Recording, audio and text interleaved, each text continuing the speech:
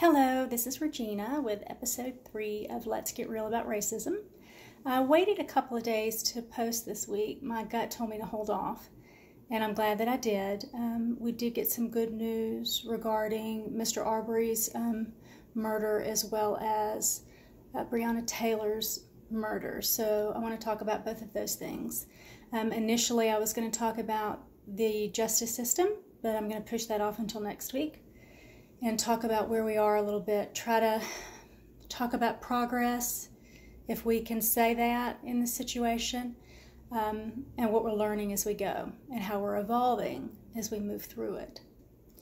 So Brianna Taylor was the award-winning EMT who was murdered in her home. There were police officers who barged through the door, did not identify themselves, were in plain clothes. Her life partner was in the bed next to her, reached over and grabbed his gun out of his bedside table, as any of us would have done in the same situation, and she was killed and he was arrested for murder. So my heart immediately said, how horrific to lose the love of your life and then turn around and be arrested for murder when you were simply defending yourself in your own home. A horrible scenario for that man. So we just got news that he was released and he's not being charged with murder. So that is good news. However, we all know the situation never should have taken place to begin with. Horrific situation, somewhat eased, only because we're having this public backlash. And if you guys want to stay tuned to the facts, you may want to follow a website that I've signed up for their email list. They're keeping me informed. It's called the Action Pack, PAC.com, and they're staying up on what's going on in the African American community regarding violence and all of these situations that's in the news. Now, last week, I talked about giving the benefit of the doubt to everyone. And I was trying to give the benefit of the doubt to the third gentleman in Mr.Arbery's murder who had videoed it.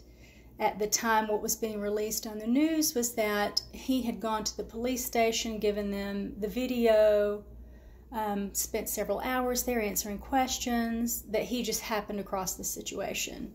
As it turned out, that wasn't the case at all. And this is why it's so important for us in the public to keep our ears tuned in, to not try to sweep these situations under the rug or ignore them, because it's our response that demands action in this scenario. So what happened was he was also carrying a gun, and he is the second car that cornered in Mr. Arbery when he was trying to run away. He couldn't get away. And so he has been arrested for murder and will be on trial. So things look like they're headed in the right direction there, even though these horrific things should have never happened in the first place. So yesterday as I was working, I had in the background my favorite all-time TV series, West Wing, playing. And I tuned in the first episode of the second season. So if any of you followed this, and this story will be for those who didn't, this was just the best series of the first decade of the 20th century. And the president had a body man, if you will, and he was a young African-American boy who had lost his mother, who was a police officer. She was murdered in the line of duty, and so he ended up working for the President of the United States. And the President's daughter had pursued him in a romantic relationship, and they had started dating, and as a result, they were being stalked by a white supremacist group. So this led to the Rosslyn episode, the last episode in season 1, where the president is shot. Josh is shot, who also works at the White House, and the target that then it comes out, the target that day had been Charlie, who was the young African-American body man dating the president's daughter. the first episode goes through the trauma of everyone trying to come back from that. Josh has PTSD. The president is trying to communicate to Charlie that none of that was his fault. So he's telling him, you need to be careful and be aware, but I want you to know that this doesn't have anything to do with you. You didn't do anything wrong. And the entire episode, he's driving Charlie crazy, trying to find the perfect cutting knife. It's a holiday. I think it's Thanksgiving. He wants to cut the turkey. Could be, yeah. And so Charlie gets a German knife and a Japanese knife, and he's learning all about these different knives and the pros and cons of each, and every one he brings to the president rejects. And finally he settles back on a German knife, which was the first thing that Charlie had brought him. And Charlie comes back and says, it seems like a man of your stature with your family history would sort of have a cutting knife for the holidays. And the president responds, you're right, we do. He said, but Charlie, this year I wanted to gift this to you. And he pulls out an antique cutting knife in this old leather-bound case, and he hands it to Charlie. And you see just the beauty and the shocked look on Charlie's face, because he can't believe the president of the United States is giving him a family heirloom. And he says, Mr. President, after all the research I've done, I don't recognize this name. The case says PR. And the president responds, yes, Charlie, this knife was made by Paul Revere, the famous Paul Revere, who was a silversmith.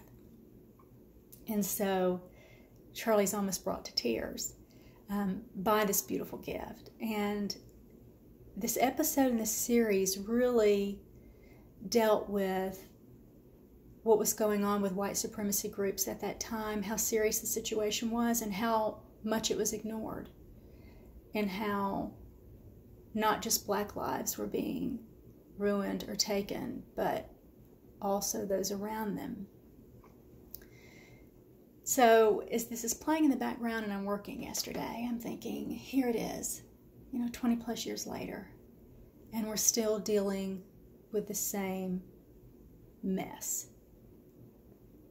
But then I allowed myself to come back around to, but now the general public is starting to rise up a bit. And as a result of us paying attention, us picketing, the backlash, social media, videos being played, now what has been going on for not just decades, but centuries, is being revealed in a way that people can no longer ignore. And even though horrible things are still happening, at least now people are starting to be held accountable. And I think what's going on right now is everything's coming to a head. The underbelly of racism that has existed, particularly for the last few decades, the general public didn't want to believe was still alive. And what I'm referring to is white supremacy and groups that plan and do horrific things to people. So now we can't deny that. And now people are starting to say, this isn't okay. White folks have to stand up with black folks against other white folks and hold them accountable. And I do believe that's starting to happen. So for that, I'm very grateful. That's why I was a couple of days late this week, because I knew something was brewing underneath. And sometimes I have to sleep on things to come to a new conclusion. But last week, as I talked about giving people the benefit of the doubt, and I was speaking both about Mr.Arbery and the men who murdered him because they assumed because he was black that he was breaking into their homes. He was a thief, he was a problem. And then I gave the benefit of the doubt to the white man who did the video. I don't think that we are ever wrong in giving anyone the benefit of the doubt. But I do think we need to be standing in the light of right by reacting when we do know the whole truth. So that's sort of my message today. We are making progress. things are ugly, but sometimes they have to bring themselves to the surface and be seen in order to be cleaned and wiped away. So I think that's where we are. This is going to conclude episode 3. In episode 4 next week, we are going to delve into the justice system and how African Americans, in my opinion, are further subjugated and enslaved because of our system. So, have a good weekend, and we'll see you next week.